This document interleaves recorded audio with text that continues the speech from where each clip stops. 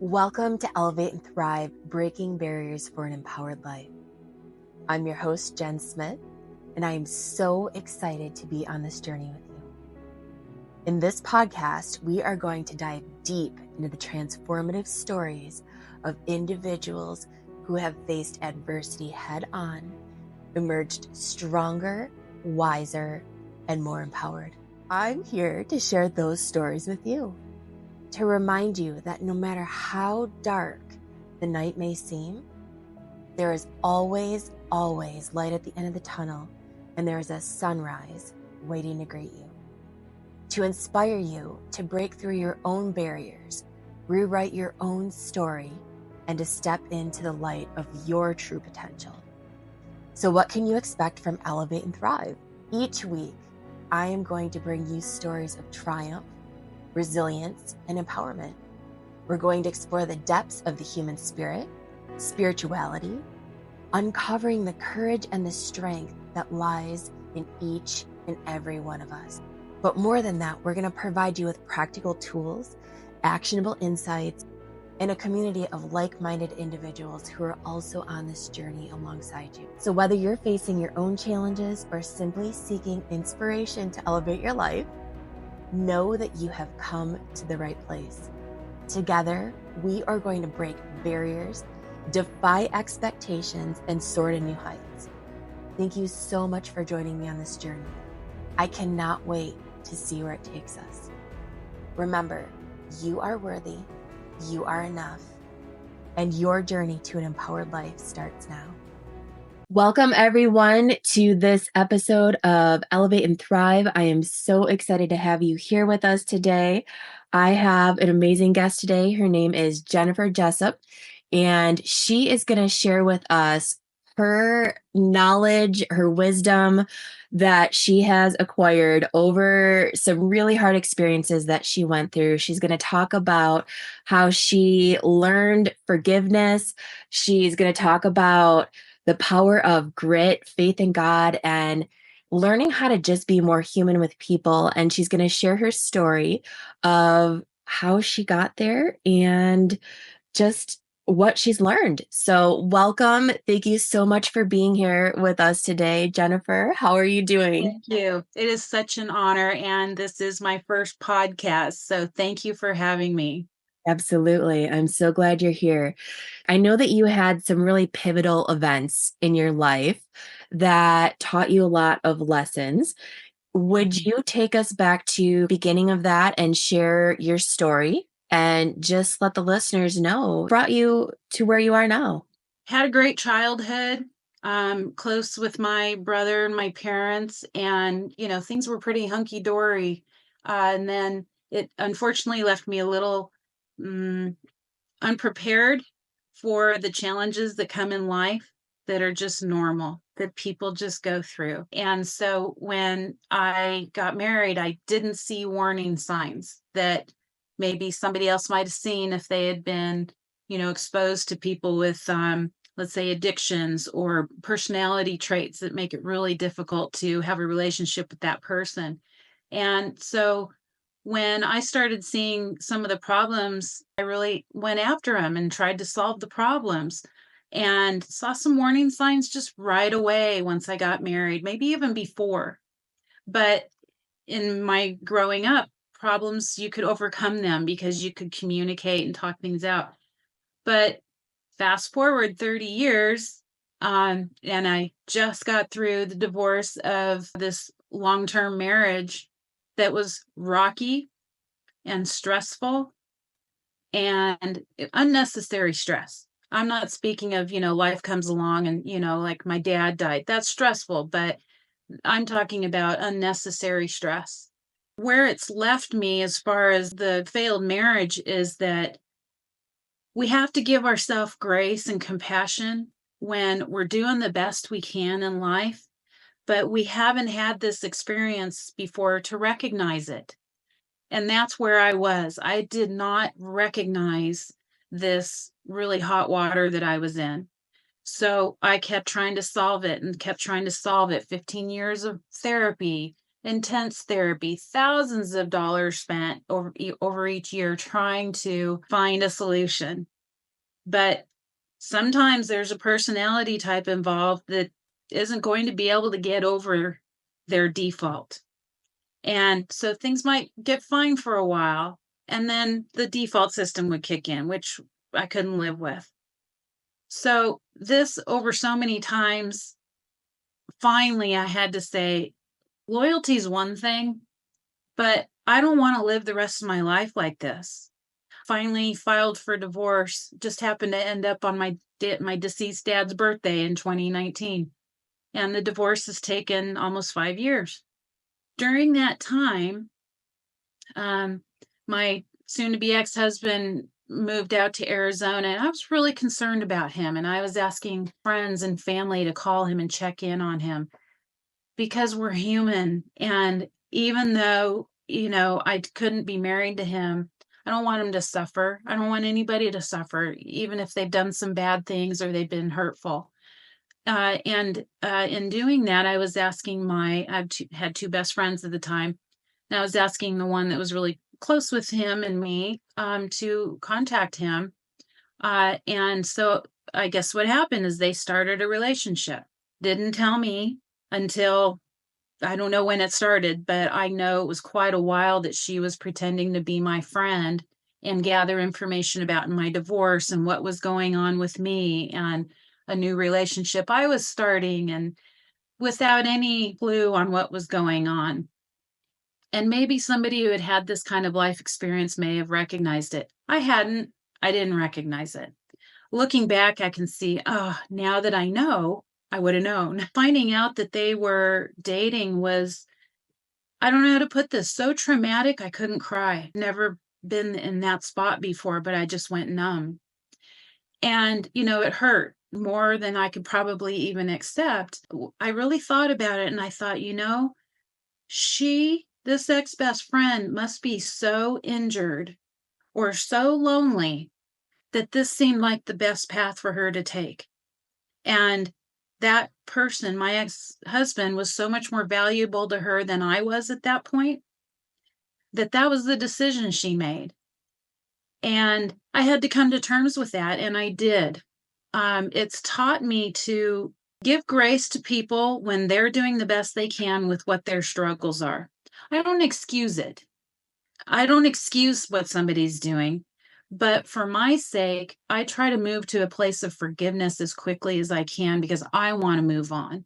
I don't want this, I've heard the term renting space in my head or in my heart while I'm trying to go live a joyful life that I've earned. It's like I've been through enough. I'm ready to have my life be good.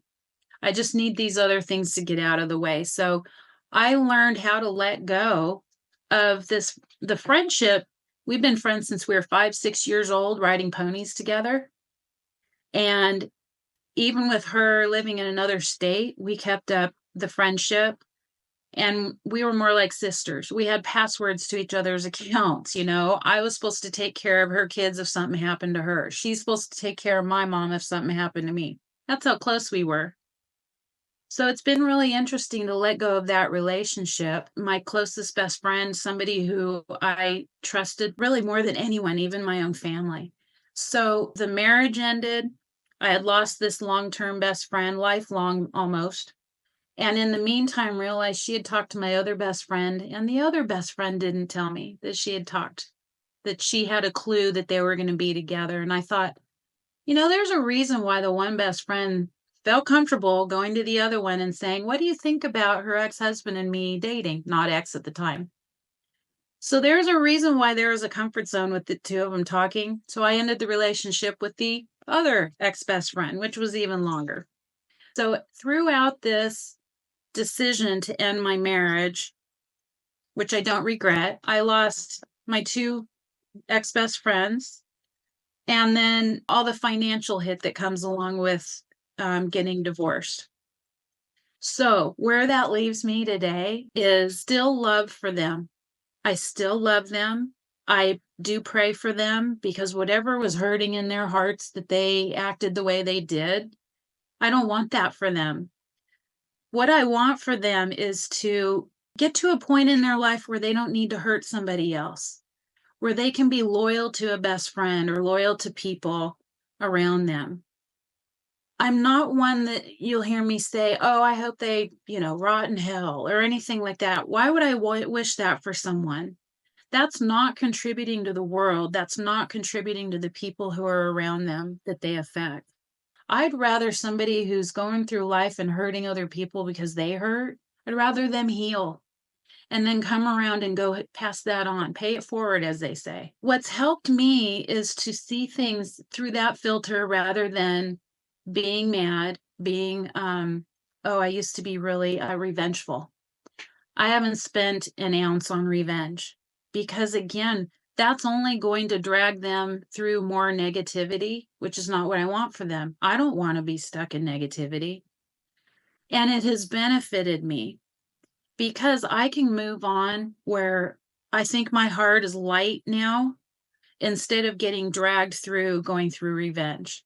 I've done plenty of that in my life successfully. And I don't want that feeling for me or the other side anymore.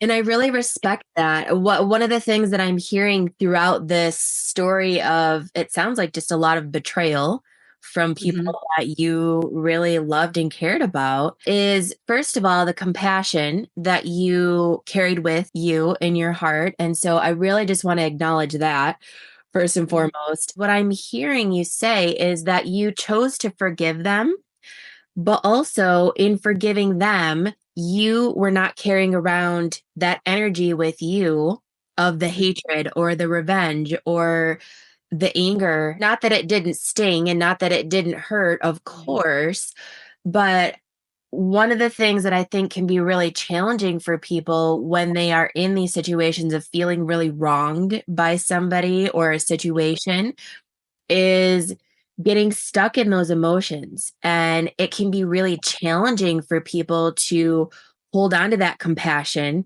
and to find the forgiveness for other people. So, can you offer any sort of insight or advice as to how you were able to do that while you were navigating this really, what sounds like a hurtful situation for you? Yeah, the Bible to me is my life manual, and more specifically, the New Testament, which talks about how Jesus handled things. When I start to doubt myself or doubt how to respond to something, I'll refer specifically to Jesus and how he would handle that. He never went for revenge. He never told somebody that they were, less than. I'm not any more or less than anyone else. I've made my mistakes. How do I want people to treat me when I've made my mistakes? Even if the ones that were intentionally hurtful to someone that I've done in the past, I think that the best way for somebody to learn, I could be wrong, but is just not to go continue the bad behavior. Don't become what you hate. And I didn't want to become what the things that I hated. I don't hate people, even people that are doing horrible things. I don't hate that person. There's something wrong.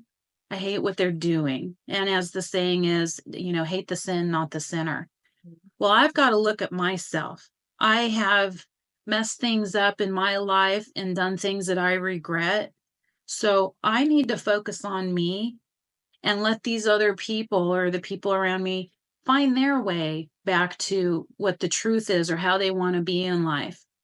If I can influence that, I would. But these are not people that I can call and have a positive influence, unfortunately. Otherwise, I would. But they'll have to find their own path. I don't need to guide them to it. I just need to not keep them in the negativity. And so if I don't engage in the negativity part, then that's, I think, the best chance they have of stepping out of it. I think that the compassionate part comes from how compassionate we are for ourselves. It starts there. And it goes along with the saying of you can't really love somebody else unless you love yourself. And that's not in a narcissistic way. That's in a way of where you're compassionate with yourself. You allow yourself to be human. I have compassion for myself. And that is, I think, the starting point to having the compassion for others. So I think there's a step one there of how compassionate you are to yourself. If we listen to how we speak to ourselves, sometimes I think, would I say that to a best friend? Never. Would I say that to somebody I care about? No, I don't want to speak that way to myself. So the start I think, is how we speak to ourselves. Start there, because then I think it'll just naturally merge into having compassion for others.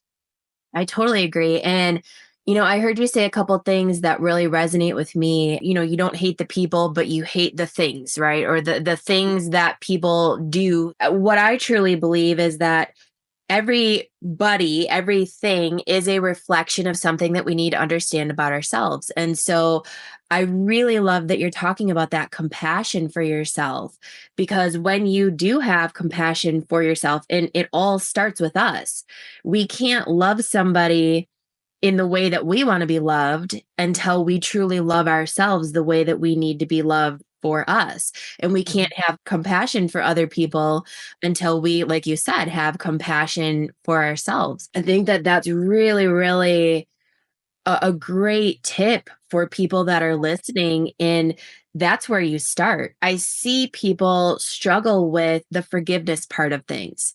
Mhm. And really, it does start with, well, how do I want to feel inside?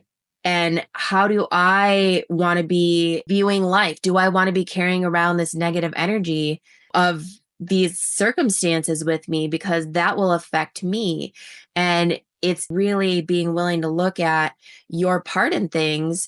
And like you said earlier, too, sometimes we do make mistakes, and there's things that we do that we're not proud of, or maybe we say things that we're not proud of. Also, that inner reflection and that looking at our part in it in those ways can absolutely affect everything on the external. What are your thoughts on that? I completely agree. I think it works the other way too, that the people who have hurt me are they say hurting people hurt other people. I think that's what happened. And so I think that's the inverse of, hey, if you're going to have compassion for people, have compassion for yourself. So, what we bring to the world maybe is just really how we feel about ourselves. And, I don't think that somebody who is traumatized by something they've been through can just snap a finger and just go, okay, this is how I'm going to be from now. And it's a process, but know it's there so that you can go find that compassion for yourself, or at least how not to speak so badly about yourself or think that something somebody else said about you is true about you. I think that's really what life is about. It's not about how perfectly we can get through life, like my childhood was pretty awesome. If I didn't have struggles in my adulthood, I wouldn't be growing. Right. So I don't actually want to give up the things I've been through, because I grew through it and can maybe share it with others and help others. So I don't feel like a victim. I know some things happened to me that I don't think I earned, but I'm not a victim. I'm taking what I can from it and having something beautiful bloom from it so that it stops the negativity. And I think if we all individually started make that change, instead of going and continuing on hurts happened to you. I know it's easier said than done, but just knowing you can start that process and then do what you can. Yeah. And it all starts with a choice. It all starts with a choice to do it, to make a change, to break the cycle in whatever way that may be. We can have these experiences, but we can also choose, like you said, to learn from it, and you can choose to do it differently. Those are things you can't necessarily choose what happens to you, but you can Mhm. choose to learn from it, and you can choose how you move forward from it and in what ways. Yeah, and I think even before you choose, you need to know that you can't, there is a choice. It's like in horse training. Sometimes we try to, have the horse do too big of a step. We have to break that step down. I think that's an important step to take, is to know there are choices for you. Go find what those are, what fits for you, because everybody's so different, and then make that choice of where you want to end up, and then keep the steps small. For me, it was, all right, the first step, don't respond, don't take revenge. Also, don't even bother correcting the lies, because then that's just feeding into it. So this was really the biggest, well, the first and biggest step I've taken in my life to learn how to let it go without a response. Because I used to think everything needed to be righted, and I was going to make that person pay for telling a lie, and I'd get wrapped up in these, revenge things, in it to win it. And who knows the good experiences that went by me when I was, embroiled in that. It's taken me, half my life to figure out, hey, you don't have to respond to those things. And in fact, you're keeping that other person embroiled in it as well. Let it go. Yeah. Let it. And Yeah. the other lesson from this is learning how to let people go in my life. That was one of the hardest things for me. And one of the two best friends that I talked about was the one who told me, hey, you need to be able to let people go. And it's just ironic, if that's the right word, that years later, I actually let her go because it's not where I am in life anymore. But continue to wish those people well. I think that's important to do. Have that in your heart. And I hope they wish I'm doing well too, because I am. Yeah. I It's love that you're just, doing well. That's the oh best. my gosh. Not that you're coming at it from that angle of revenge, but just in the context of this conversation, I think sometimes that's the best thing that we can do, to choose where we put our energy and to focus our energy on what we want to be good in our life and making our life better and learning, like you said, and growing and reflecting on who we want to be as a person, and letting go, which is really challenging, but letting go of things that no longer serve us. And it sounds like those friendships, unfortunately, were not in a place where they were going to serve you any longer in a positive way. And so choosing to let that go, and that's more powerful than anything that could be on the negative context, because what it does then is it sets an example for other people. And it says, you know what, I chose the direction of love and light and positivity. And it wasn't an easy road Mhm. necessarily, but I chose that and I had a really good outcome. And, if you go down the other direction of the revenge aspect or the hatred or holding on to that anger, that absolutely, like you said earlier, it affects the possibility for you, because that holds space inside of you. That negative energy takes up space that could be used for happiness and joy and new opportunity. Yes. And I think when I was, half my age now, I probably didn't have the maturity to see that, what you just explained. So, hats off to somebody who's younger that finds this path, because it leads to peace. And, sometimes there are things in life that we do need to do something about it. My situation, I felt that it was better to let it go. It was the right choice to make. Served me well. That's what I was trying to say. So I want that kind of peace for everyone. I hope that people find it. Everybody's different, so people have to go about it their own way, but go find that peace. I feel like at this point in my life, for what I've been through, I don't want to think of the last 30 years as wasted. I want to think of them as a really long education that I get to use that education now to better my life. And the awesome thing about this is the people that I have around me, I handpicked, and they're the ones that chose to stay with me and see through the lies and everything else. I had a friend of mine who's a counselor said, how is it that how can you trust people after what you've been through? And it probably took me weeks to, come up with the answer, but it's because we all have good and bad in us. And we all get to decide which part we're going to act on. What you feed is what you get. So I didn't want to be bitter. I didn't need to be bitter to show the world what was done to me. I didn't need to do that. I didn't want that as my identity. What I wanted was to get beyond it and be coming out the other end better. Why wouldn't I want that? I would want that for anybody who's been through something. And I know there are plenty of more things in life that are much more traumatic than I'm describing. This is just, where I've been through life. It is difficult to give up some lifelong best friends and a husband that you thought would always care for you and never do you wrong. And to find out I was just duped, I was naive. And I'm not now. I'm not naive, but the people that I have in my life I can trust. And that's why I keep on trusting, because not everyone is going to betray. Not everyone's going to always be your best friend. You just have to take each person as they come. And we are giving to the world who we are at that time, and that changes. So it's just an overall view of the world that we are humans. The ones that are doing the best they can, those are the people you want in your life. The ones that are, still hurting people, it doesn't serve anyone. It's not serving them. Be proactive in finding your peace.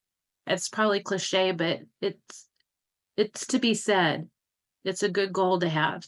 Yeah, I don't think that's cliche at all. And, your experiences are relevant. And just because somebody might have had something a bit more traumatic in the context of what you said, I think that this is very traumatic. We all have our own experiences that affect us in these profound and powerful ways. These powerful experiences are our teachers, right? And they teach us these lessons that we need to understand about ourselves, about others. And so if there was anything that you could hope came from these experiences that you could use to inspire and impact others, what would that be? Just to show a life that came out the other end of that better. That I was ill prepared to, face life with its normal trauma, injury, things that happen to everybody. It seems like nobody gets out unscathed. Gone both ways. I've gone through, hey, I'm going to get revenge. I'm going to dig in. I'm going to spend my time making you pay for what you did. I've gone that route. And now I've gone the route of, I'm going to let you go. And I'm going to wish you well, and I'm going to not speak badly behind your back. I'm going to ask other people to not to do that, but instead to pray for you. And at this point in my life, probably for the rest of my life, I'm going to tell people this is the better way to go. And this isn't to say I'm not trying to make myself look better than anyone, or I have the way that, other people should go. Everybody's got to find their own path. I'm just saying this worked for me. Maybe try it out. Maybe know it's one of your choices you can make. I just want to show it can be done. I'm grateful for it. And I've done it both ways, the revenge versus the peace. I'm going to take the peace side from now on. It feels so much better to choose peace and love, doesn't it? I mean, Definitely. the energy behind that, as opposed to the alternatives that you were just talking about, there's such a different feeling when you're Yes. walking in peace and love and forgiveness and compassion, as opposed to anger and hurt and frustration. I mean, that's just Yeah. want somebody else to suffer, create suffering inside of yourself. So, if there is anything that you could say that you would like to leave for your legacy or an impact on the world or the listeners who are hearing your story right now, what would that be? Since I'm a woman of faith, I think that the Bible is my life manual, and it is for so many people. And so people that don't know the Bible might not yet, relate to this.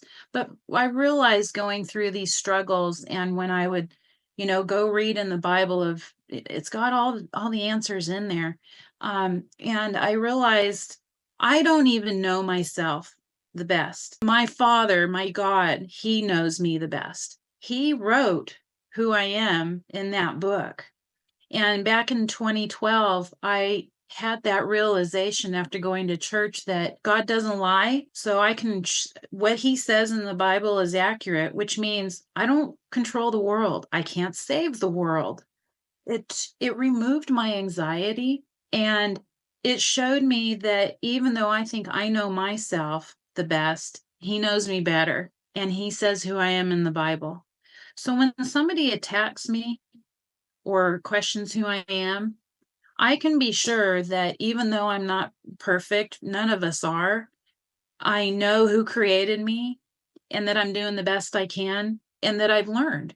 that that's what we were here to do, is go through our trials and tribulations and learn from them and appreciate the peaceful times and the people who are not bringing us pain and hurt. But both are going to come our way. I haven't seen anybody that, even with the best of decisions, doesn't go through a lot of struggles.